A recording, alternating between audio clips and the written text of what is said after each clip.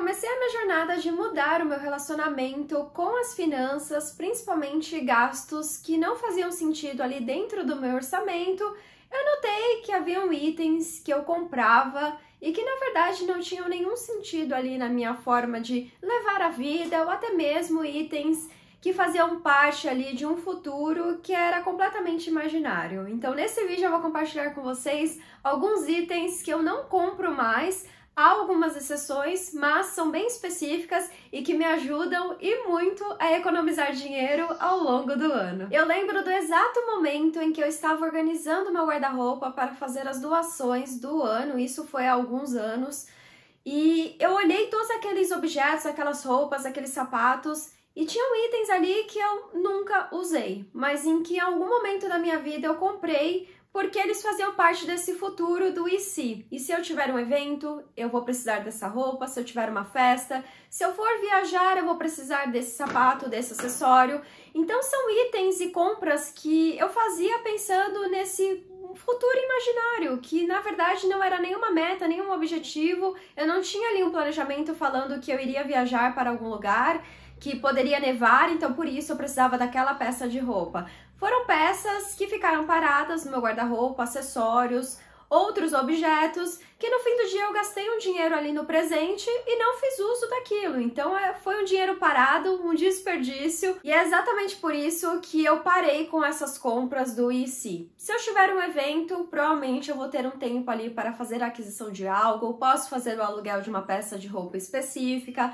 posso dar uma pesquisada, sempre haverá ali uma oportunidade para você ter esse planejamento e realmente comprar aquilo que é necessário. Vai fazer uma viagem? Quando será a viagem? Se você realmente precisa daquelas peças, ou se tem algo do seu guarda-roupa que você pode adaptar, por exemplo. Isso eu tô usando só como exemplo roupas, acessórios, mas tem tantas coisas na vida que você compra pensando nesse futuro imaginário, e no meu caso, isso me fez reduzir muitos gastos que eu tinha com compras que ficam praticamente paradas aqui no meu guarda-roupa. Então, se fizer mais frio aqui em São Paulo, por exemplo, naquela semana ali que fizer aquele frio ou tiver uma expectativa de que a temperatura vai cair ainda mais, aí sim eu vou comprar uma peça de roupa específica porque eu estou necessitando daquilo naquele momento e eu sei que eu farei uso daquela compra, então não será um dinheiro desperdiçado. Que atire a primeira caneca, quem nunca entrou numa loja ali cheia de canecas e começou a fazer compras, ou quando você vai viajar, por exemplo, e você chega em algum lugar que tem uma caneca muito bonita, e aí você vai comprando canecas e canecas, e chegou um momento da minha vida que eu me deparei com diversas canecas de todos os modelos, de todos os estilos, de todos os formatos, e eu não aguentava mais ver aquele monte de caneca, algumas com muito pó, porque afinal, né, você não usa 30 canecas ali ao longo do seu mês, você sempre tem uma que é a sua favorita. Então, no meu caso, por exemplo, essa caneca foi uma que eu comprei em uma das minhas viagens a trabalho, e desde então eu só uso essa caneca. E eu só penso em fazer a compra de outra caneca se é extremamente necessário, se a minha caneca atual está com algum problema, se eu preciso de uma caneca específica, mas no geral tem aí alguns anos que eu não compro canecas. Essa, por exemplo, tem, se eu não me engano, uns 3, 4 anos. Ela é uma que já caiu no chão diversas vezes, mas como vocês podem ver, um produto de qualidade, ele tem uma durabilidade maior e no fim do dia eu acabo economizando esse dinheiro que eu gastaria com canecas para outros itens, utensílios de cozinha, por exemplo, que eu preciso naquele momento. Eu não sei vocês, mas eu sou daquela época em que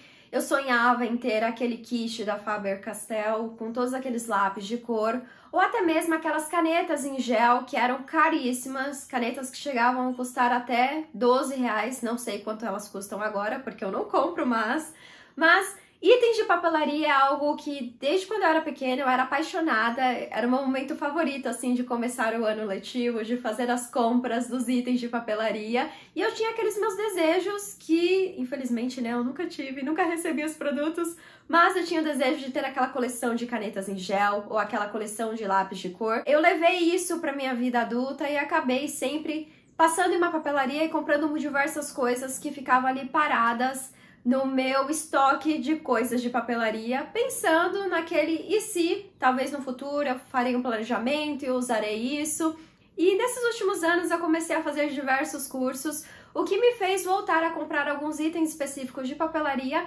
mas eu notei que eu parei de comprar muitas coisas que o meu eu passado provavelmente compraria e gastaria muito dinheiro. Um exemplo foi o caderno criativo argolado, que é o tipo de caderno que você só compra o refil. Esse, por exemplo, é da Cícero, eu já tenho já há algum tempo, e ele tá, inclusive, até velhinho. Mas aqui eu consigo economizar muito, porque eu acabo só comprando o refil das folhas e eu uso para propósitos específicos. Se eu estou fazendo um curso de planejamento, por exemplo, tem aqui uma seção específica para planejamento. Se eu estou fazendo um curso de finanças, a mesma coisa. Canetas, 2 ou 3 no máximo, e acabo ali conseguindo escrever tudo aquilo que eu quero em relação ao curso, anotações. E itens de papelaria é algo que, se você se deixa levar, você gasta muito, mas muito. E no fim do dia você não usa nem um terço das coisas. Então a minha regra é, tô usando aqui, acabou o refil, compro novo, estou usando a caneta, parou de funcionar, compro outra, mas não me deixo levar por essa, eu diria, paixão que eu tenho por itens de papelaria. Só compro aquilo que é essencial e aquilo que eu sei que eu realmente farei uso. Já gastei muito dinheiro com aqueles cadernos cheios de planejamento, que vinham ali com folhas específicas, com divisórias, com adesivos. E no fim do dia eu não usava nem um terço daquelas coisas, então eu acabei entendendo o que realmente eu necessitava e apliquei isso nas minhas compras mais conscientes em relação a itens de papelaria. Então hoje em dia eu só compro se eu realmente preciso substituir algo que eu já tenho. Se tinha uma coisa que eu amava quando eu iria fazer alguma viagem, desde quando eu era pequena, era passear por aquelas feirinhas ali que ficam no centro das praias, principalmente. E eu comprava muita coisa, muita, assim, qualquer coisa bonita que eu olhava e pensava, nossa, muito interessante, talvez um dia eu vá usar isso, eu ia lá e comprava. Ou até mesmo lembrancinhas, conforme eu fui crescendo, lembrancinhas para outras pessoas das viagens. E o meu pensamento, a minha forma de me relacionar com essas compras, lembrancinhas de viagens, era, ok, se eu não fizer essa compra, como eu vou lembrar dessa viagem? Então eu não pensava em relação à experiência que eu estava tendo naquela viagem, mas sim como aquela compra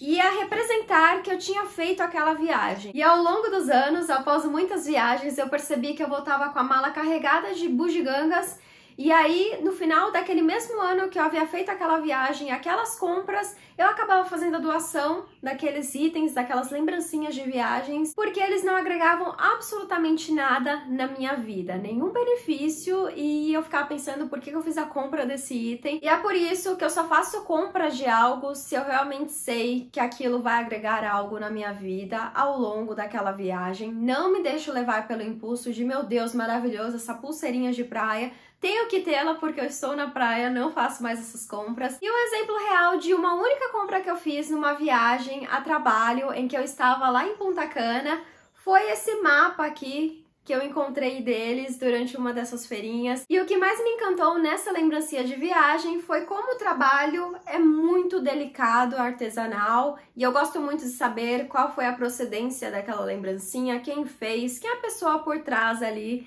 de toda essa arte. E aí a pessoa foi explicando a produção e eu fiquei completamente apaixonada pela história por trás desse item, e por isso eu fiz a aquisição dele. E já se passaram vários anos desde aquela viagem que eu fiz, e o item continua aqui comigo, ou seja, ele teve um propósito, foi uma compra consciente, e isso ajuda e muito aquela economia, não só ali do dinheiro no momento da viagem, mas também o fato que você começa a associar essa felicidade com experiências que você tem ao longo da viagem. Então, ao invés de você comprar algo, você paga ali por uma experiência que vai ficar talvez gravada na sua memória, até mesmo em fotos, vídeos, e é um momento que você pode compartilhar também com outras pessoas. E chegamos àquele momento polêmico do vídeo em que vocês devem estar olhando para as minhas estantes e pensando como ela fala que ela não compra mais livros físicos, se ela está cheia de livros físicos como cenário do canal. O fato é que hoje eu só compro livros físicos se eles têm algo de diferente, se é alguma edição especial, se é de um autor ou autora que eu sei que eu vou gostar da história, porque eu já estou acostumada com estilos de escrita. Livros que têm um propósito dentro da minha estante, mas no geral, desde que eu fiz a aquisição do Kindle, eu leio muito mais livros digitais do que livros físicos. Um exemplo tá aqui, Coxa de Espinhos e Rosas. Eu fazia a compra ali de todos os livros da autora, mas quando a editora tomou a decisão de lançar essa versão em luxo, eu acabei fazendo a compra desses livros e eu sei que são livros que vão ficar muito, mas muito tempo nas minhas estantes. E se vocês derem uma olhada nos preços desses livros, é um preço assim bem salgado se comparado com aquela edição mais simples, porém é uma edição que terá uma durabilidade maior e se você é fã mesmo do trabalho daquele autor ou daquela autora, você acaba fazendo a compra porque é um livro que vai ficar muito tempo nas suas estantes, são livros que às vezes bate aquela vontade de fazer uma releitura bem rápida dos momentos